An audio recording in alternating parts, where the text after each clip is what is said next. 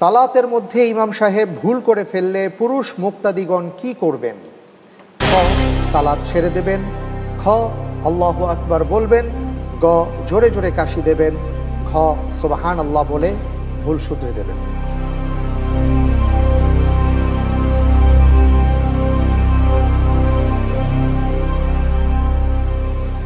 আলহামদুলিল্লাহ, এটি একটি গুরুত্বপূর্ণ প্রশ্ন। কারণ সালাহ যেহেতু আমাদের গুরুত্বপূর্ণ ইবাদতের একটি অংশ, ফরজ ইবাদত, সুতরাং এখানে ভুল করলে কি করতে হবে সেটা আমাদের প্রত্যেকের জানা দরকার এবং অনেকেরই জানা আছে।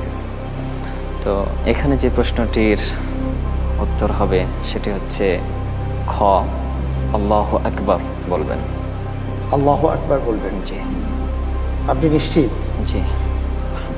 লাইফ লাইন ইউজ করছেন না? জি না। লক করে দেব? জি। লক করে দেওয়া হোক। খ, আল্লাহু আকবার বলবেন।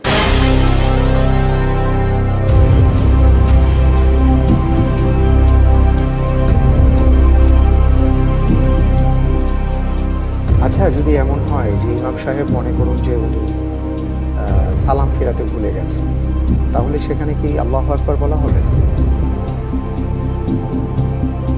আমি একটু জানতে চাচ্ছি আপনার কাছে। জি, সেখানে আল্লাহু আকবার এটাও একটা ভুল সালাত।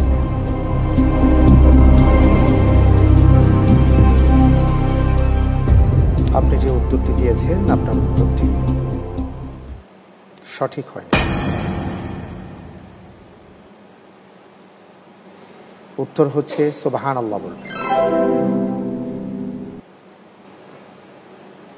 আসলে এমন অনেক বিষয় আছে যে বিষয়গুলো দেখা যায় যে আমাদের সমাজে প্রচলিত, কিন্তু আসলে সেটা কিন্তু সঠিক নয়।